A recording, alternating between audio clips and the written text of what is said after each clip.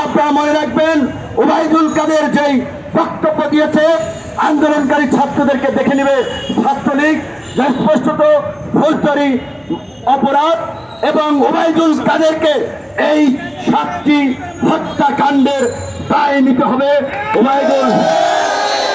ওবায়দুল কাদেরকে বিচারের মুখোমুখি করতেই হবে। আমি আজকে রাজনৈতিক দলের নেতৃবৃন্দের প্রতি একটি আহ্বান জানাতে চাই।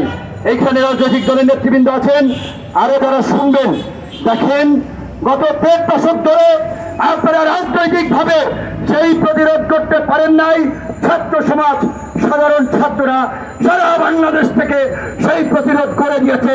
কাজেই এই প্রতিরোধের মধ্য দিয়ে আমরা যদি এই ছাত্র জনতার ঐক্য গঠিত হয়েছে, আজকে ছাত্র জনতার ব্যানারে এই কালো পতাকা মিছিল গায়েবানা জানানো হচ্ছে। এই ফাঁসির শক্তিকে যদি পরাজিত করতে না পারি, কয়েক যুগের জন্য বাংলাদেশ ফাঁসিবাদের কবলে পতিত হবে, তা কিন্তু আমরা জানি না।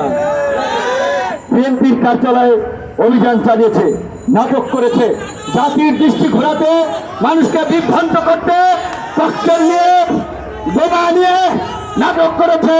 বিএনপি সহ সমস্ত রাজনৈতিক দলের নেতা কর্মীদেরকে বলবো, আমাদের এই মুক্তিযোদ্ধাদের উপস্থিতিতে অনেক আগেই আমাদের মুক্তিযোদ্ধারা বলেছে, বাংলাদেশে বর্তমান এই সরকার যেভাবে দেশকে একটা চরম বিপর্যয়ের দিকে নিয়ে গেছে, স্বাধীনতা সার্বভৌমত্বকে হুমকির মুখে ফেলেছে, সারা দেশে আজকে পুলিশ প্রশাসন, সামরিক বাহিনী, আইন আদালত, কোথাও কোনো চেইন অফ কমান্ড নাই, শৃঙ্খলা নাই, সর্বত্র নৈরাজ্য। কাজেই এখন আমাদের প্রয়োজন দ্বিতীয় মুক্তির সংগ্রাম। এই দ্বিতীয় মুক্তির সংগ্রামে ছাত্ররা সূত্রপাত ঘটিয়ে দিয়েছে।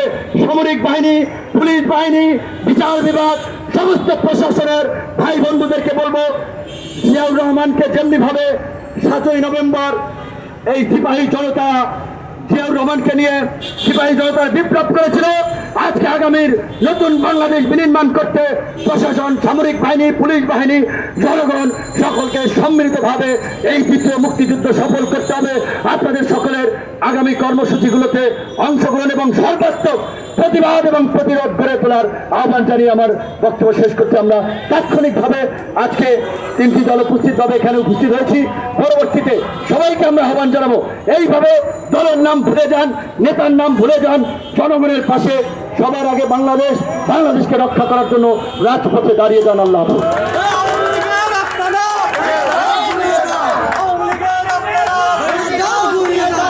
সংগ্রামের সাথী বন্ধুগণ, এই মুহূর্তে বক্তব্য রাখবেন একসময় দেশকাপানো ছাত্র নেতা অনিল বসুদত্ত, আমার বাংলাদেশ পার্টি এবি পার্টির সম্মানিত সদস্য সচিব জনাব মজিবুর রহমান মঞ্জু ভাই, জনাব মজিবুর রহমান মঞ্জু।